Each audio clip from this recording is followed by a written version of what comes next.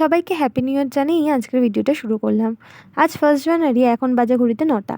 চারিদিকটা কেমন কুয়াশা হয়ে আছে, আর এই ঠান্ডা ওয়েদারের মধ্যেও আমি সকালবেলা স্নান সেরে নিয়েছি।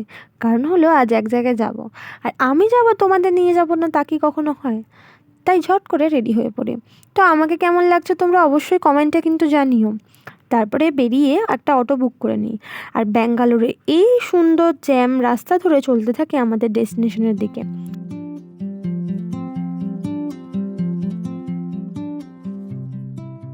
তো ফাইনালি আমরা পৌঁছে যাই, আর আজকের ডেস্টিনেশন ছিল হচ্ছে ইসকন টেম্পল, ব্যাঙ্গালোরে।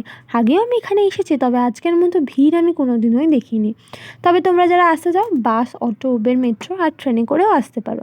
যারা মেট্রো করে আসতে যাও তারা কিন্তু স্যান্ডেলস অফ ফ্যাক্টরি বা মহালক্ষ্মী মেট্রো স্টেশনে নেমে কিছুটা হাঁটলেই পৌঁছে যাবে। আর যারা ট্রেনে করে আসতে যাও তারা ইয়াশপানপুরে নেমে অনেকটা হাঁটতে হবে, তবে তোমরা পৌঁছে যাবে ইসকন টেম্পলে। আজকের ভিড়টা দেখো। তো এখানে কিন্তু ফটো বা ভিডিও অ্যালাউ থাকে না, ভিড় তো, তাই জন্য একটু কিছুটা করে আমি ভিডিওটা নিতে পেরেছি। আর ফাইনালি পৌঁছে যাই সেই রাজদুয়ারের সামনে, যেখানে যাওয়ার জন্য আমি এতক্ষণ ধরে প্রতীক্ষা করছিলাম।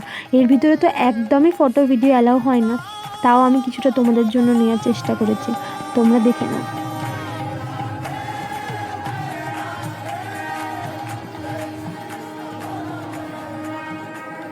তারপরে ওখান থেকে বেরিয়ে আসি, মন্দিরের ভিতরের আর বেশি ভিডিও নিইনি। আর বাইরে প্রসাদের ব্যবস্থা করেছিল, ওখান থেকে প্রসাদ খাই।